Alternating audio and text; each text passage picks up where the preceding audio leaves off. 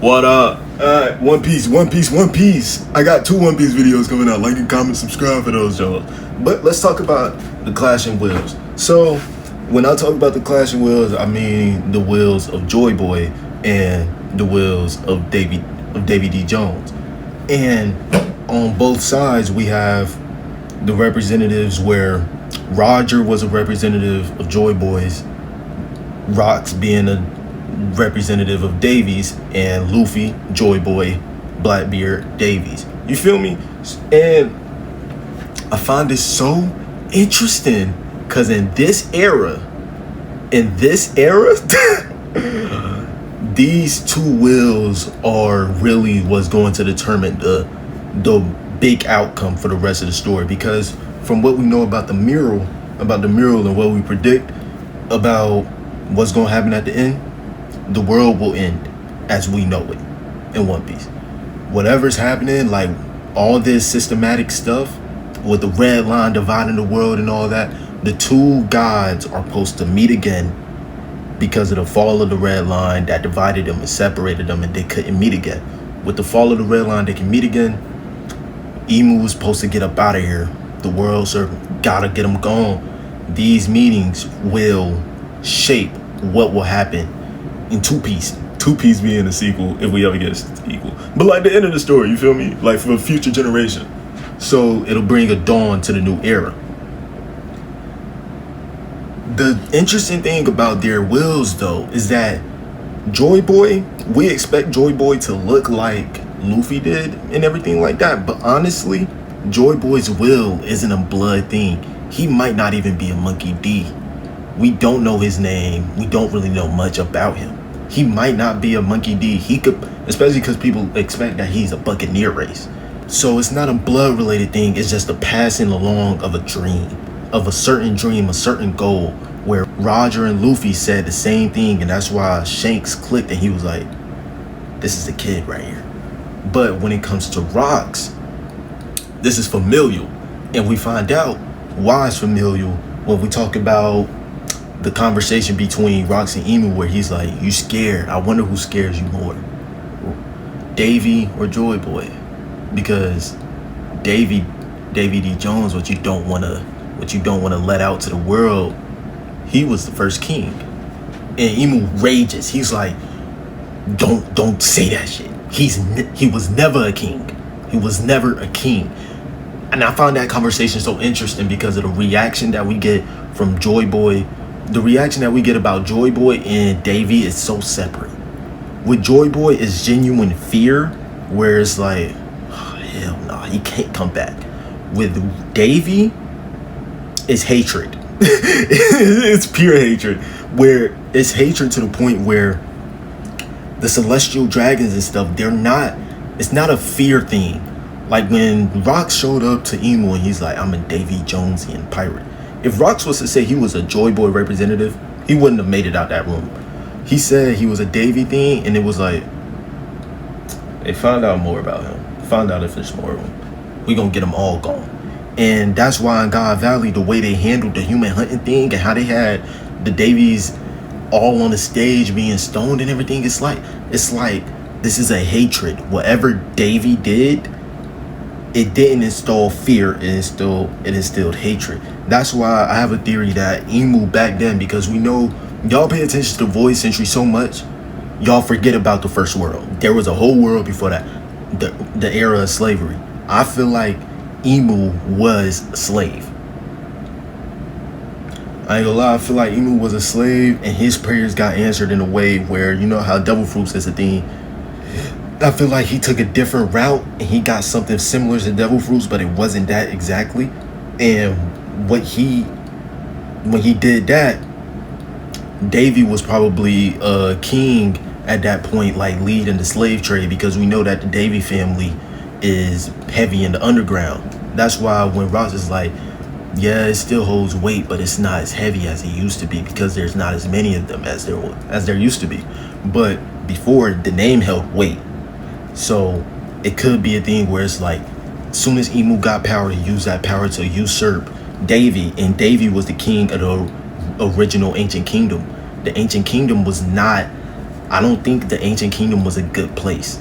I'm not gonna lie. I don't think it was the best place. I think there was good individuals in it, say Lily and Lily, because Lily's not from there, but Lily supported the allied, not the allied, but like the different races that probably came from that kingdom. But overall, like the things that was happening, it probably was under the terms of Davy, and that's why Emu felt like he had to overthrow them. Don't speak the name, you done. And but with Joy Boy, he's a pirate. Joy Boy was the first pirate. He left the kingdom. He probably came back when he realized what happened, because we know the different sun gods, how the first sun god, he came through, say, to liberate the slaves, because he was answering prayers, but he didn't know what he was dealing with, and that's why he lost. Second world, Void Century, Joy Boy was all about that action. He probably heard what was happening to his home, and he like, I understand, like, y'all gotta get rid of the king, but y'all taking this way too far. I'm stepping in. And that's why we get that when he used that Conqueror's Hockey Burst, and Emu was like, oh fuck no. Started shaking in his boots, got that green bull treatment. It was like, yeah, he got like that because Joy Boy almost won. He probably got backdoor slimed out by his own mans. That's neither here nor there. That's a topic for another day. And that's why with Luffy being the sort of whimsical, free-going one, he's not the one that's really paying attention to Emu. He's not paying attention to the Destiny. He's not doing none of that.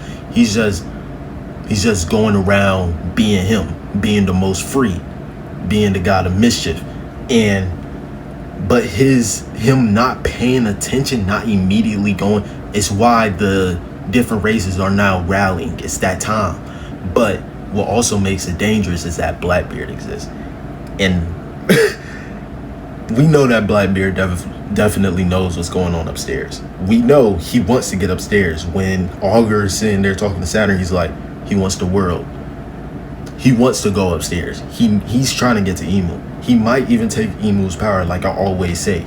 I have a video about that, actually. I might make another video about that sooner, because I have different thoughts and stuff like that. But that's neither here nor there. Like, subscribe for it. See? But that's neither here nor there. I'm talking about, like, we know that Blackbeard's going upstairs, but Roger being the representative, you fucked up. You fucked up. In the words of Emu, you made a blunder. Revealing to the world that the One Piece exists, that's Joy Boy's journey. That's Joy Boy's treasure. Blackbeard knows is where he's got a rough idea, because now he's on the road. He's on the look for the poneglyphs. It's a race for Laugh-Tale now. If Blackbeard gets to Laugh-Tale and he gets the One Piece, and if he gets the One Piece, it's game over. Then the Davy it wins, you feel me? Where now you have what Joy Boy had, and you also going upstairs on the journey of what Davy did. That's not supposed to happen. That shouldn't happen. That's what makes Blackbeard so dangerous. His knowledge makes it so dangerous, because we really don't know, like, his plans exactly, because he's on this race for the One Piece, but simultaneously he's already making moves to go upstairs, and he's already a leader in the underground world. So we gotta cut him off. The Clash of Wills, where Luffy's will is what's bringing all these different races and everything, where even Mihawk, when in Marineford, he was like, yeah, you strong and you got a lot of potential, but your greatest power is that you just happen to have a talent of bringing people together. And that's why the government sees you as such a big ass threat. You can't leave this place. If you leave this place, them letting Luffy leave was probably their biggest mess up. Right then and there, you should have snuffed them out, because now Giants with him, Minks with him, all these people are with him, and they coming back. The knowledge is coming back too. Elbaf is evolving. He managed to link up with Vegapunk, who's trying to create the media. Vegapunk's perspective is so crazy and it's so impactful, because it's not that he's trying to move the world forward. No, he's moving it back to how it used to be. He's bringing back all the ancient kingdom technology. This is dangerous. And Luffy linked up with him. You let that happen. The Sulongs, everyone is coming back. And then with Blackbeard, the whole underground is rallying together for Blackbeard. It's all coming together with him. And soon the world government will lose the Marines eventually. Who they gonna have? I know Emu, because all the kings that made that pact, you can only reverse them. But not just them. He might just have Blackbeard and them working with him. Especially now that Blackbeard knows where Pluton is, got his in Wano, and he can break down the walls when he wants. I feel like Blackbeard, yeah, he could take it for himself. But honestly, if you a grimy nigga, you offer that to the world government. You offer that to the world government, get a little peace treaty going, get upstairs, take what you need, keep the ancient weapons for yourself. He can do that. That's nasty work. It's sick work. How everything is playing out right now. So now it's literally just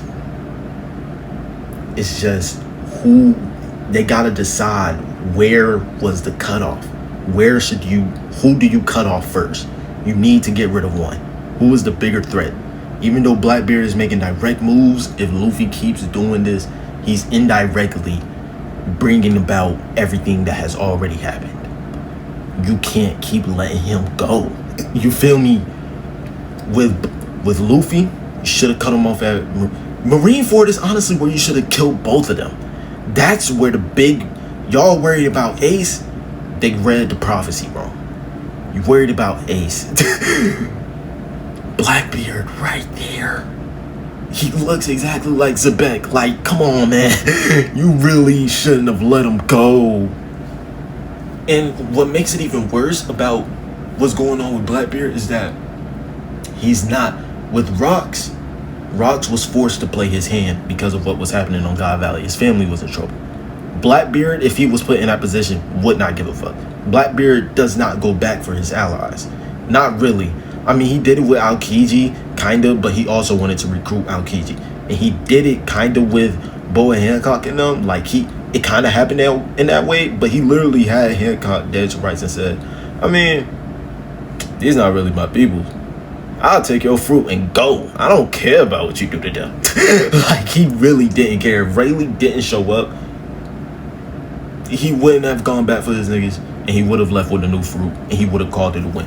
When he gave the speech to Aokiji, he was like, we don't care about each other. We just happen to have goals that align with each other. And that's why we end up working together. We have similar interests. It's all about your own interests. You keep your own goal. Just work for me.